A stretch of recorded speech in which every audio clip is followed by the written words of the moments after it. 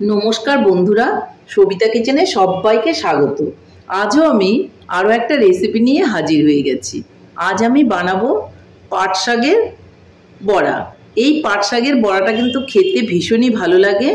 আপনারা বাড়িতে এভাবে পাট শাকের বড়া বানান আর সবাই মিলে গরম ভাতের সঙ্গে খান, দেখবেন ভীষণই ভালো লাগবে। আমরা অনেক রকমের বড়াই খেয়েছি, কিন্তু এবার একটু পাট শাকের বড়া খেয়ে দেখেন, দেখবেন খুবই ভালো লাগবে। তাহলে আমি এই পাট শাকের বড়াটা কি করে বানালাম সেটাই দেখে নেওয়া যাক। পাট শাকের বড়া বানাতে গেলে প্রথমেই আমাকে পাট শাক নিয়ে নিতে হবে। দেখুন, পাট শাকের আগাগুলো আমি নিয়ে নিয়েছি। এটা আমি খুব ভালো করে ধুয়ে নিয়ে নিয়েছি। তারপর আমি নিয়ে নিব দুটো কাঁচা লঙ্কা আর একটা পেঁয়াজ। পেঁয়াজটাকে আমি কেটে নেব।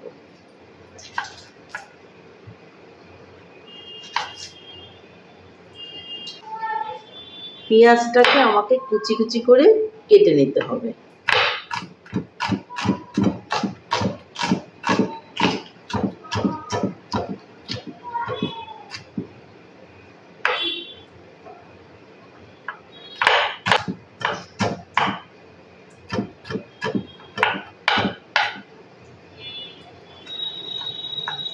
আমি ছুরি দিয়ে কেটে নিচ্ছি, আপনারা কিন্তু ইচ্ছে করলে দা দিয়েও কেটে নিতে পারেন। পেঁয়াজটা কিন্তু আমি পুরোটাই কেটে নিলাম। এখন আমি এই লঙ্কা দুটোকেও কিন্তু কেটে নেব।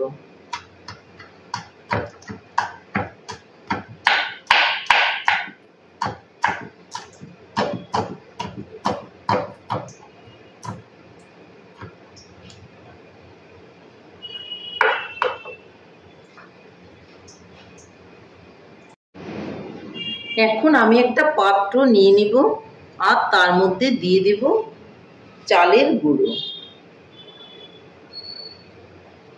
আপনি যতগুলো বড়া ভাজবেন পরিমাণ মতো চালের গুঁড়োটা নিয়ে নেবেন। তারপর আমি দিয়ে দিব চালের গুঁড়োর মধ্যে একটু বেসন।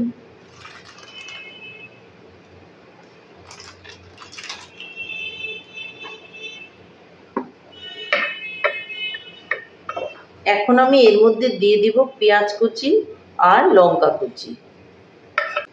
দিয়ে দেব অল্প করে কালো জিরে। দিয়ে দেব অল্প করে লবণ। দিয়ে দেব অল্প করে হলুদ। খুব ভালো করে এগুলোকে আমি একটু মিলিয়ে নেব। এরপর এখানে দিয়ে দিব অল্প করে জল। একবারে কিন্তু বেশি জল দিতে যাব না আমরা। একবারে কিন্তু বেশি করে জল দেবেন না, অল্প অল্প করে জল দিয়ে মিলিয়ে নেবেন। প্রয়োজন হলে আরো একটু জল আমি দিয়ে দেব।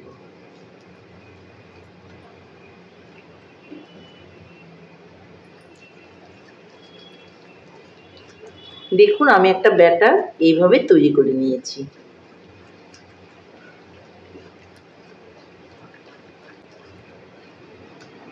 আরো অল্প একটু জল প্রয়োজন আছে। ব্যাটারটা কিন্তু ঠিক এরকমই হবে।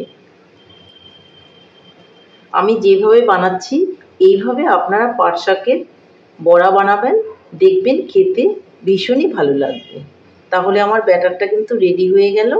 এখন আমি নেক্সট স্টেপে চলে যাব।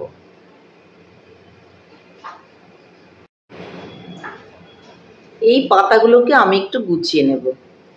দেখুন, একসঙ্গে আমি দুটো করে পাতা নিয়ে নেব, তাহলে সাইজটা একটু বড় হবে আর খেতেও ভালো লাগবে। দুটো করে ডগা একসঙ্গে নিয়ে নেব।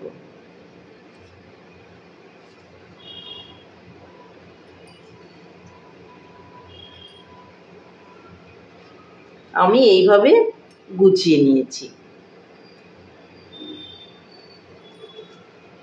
এখন আমি চলে যাব উনানের দিকে। এদিকে আমি উনানে একটা কড়াই বসিয়ে দিয়েছি আর এতে আমি একটু সাদা তেল দিয়ে দেব।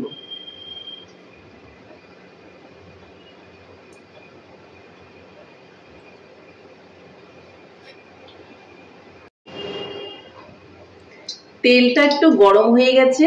তেলটা গরম হয়ে গেলে এখান থেকে আমি 2 চামচ তেল তুলে এই ব্যাটারের মধ্যে দিয়ে দেব। অবশ্যই কিন্তু গরম তেলটা দেবেন। আর এইভাবে একটু নেড়ে মিলিয়ে নেব।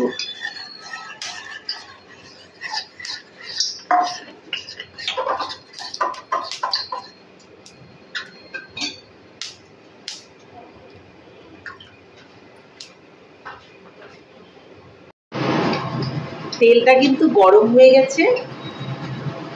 আমি ব্যাটারটা নিয়ে নিব। আর এই যে দুটো একসঙ্গে করে রেখেছিলাম আগা দুটো, সে দুটো এইভাবে আমি ব্যাটারের মধ্যে চুবিয়ে চুবিয়ে তেলের মধ্যে ছেড়ে দেব। একটা একটা করে আমি দেব। যদি ছড়ানো একটা প্যান নিয়ে নিতাম তাহলে আমি একসঙ্গে দুটো বা তিনটে দিতে পারতাম।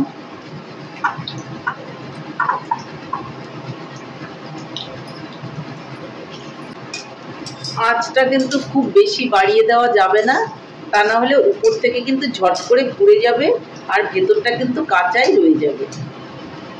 মিডিয়াম আঁচে আমি এটাকে ভেজে নেব। একটা সাইড হয়ে গেছে, আমি অপর দিকটা উল্টে দেব। দেখুন কত সুন্দর লাল লাল করে হয়ে গেছে।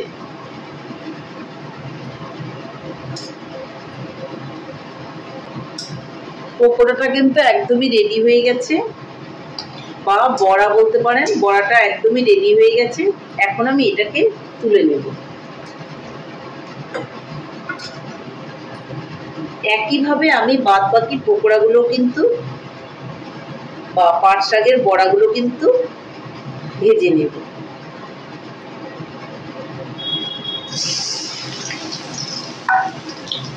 এইভাবে বড়াগুলো ভাজলে কিন্তু খেতে ভীষণই ভালো লাগে।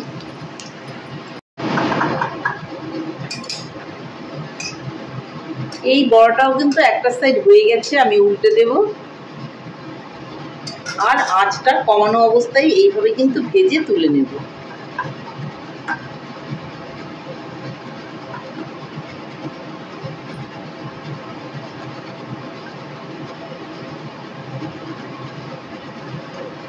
এটাও কিন্তু হয়ে গেছে। এটাকেও আমি এখন কিন্তু উল্টে পাল্টে তুলে দেব। এইভাবে কিন্তু লাল লাল করে ভেজে নিতে হবে, তাহলে কিন্তু খেতে ভীষণ ভালো হবে, ক্রাঞ্চি ভাবটা থাকবে। তাহলে এইভাবে আমি পাট শাকের বড়া সবগুলোই কিন্তু ভেজে নেব।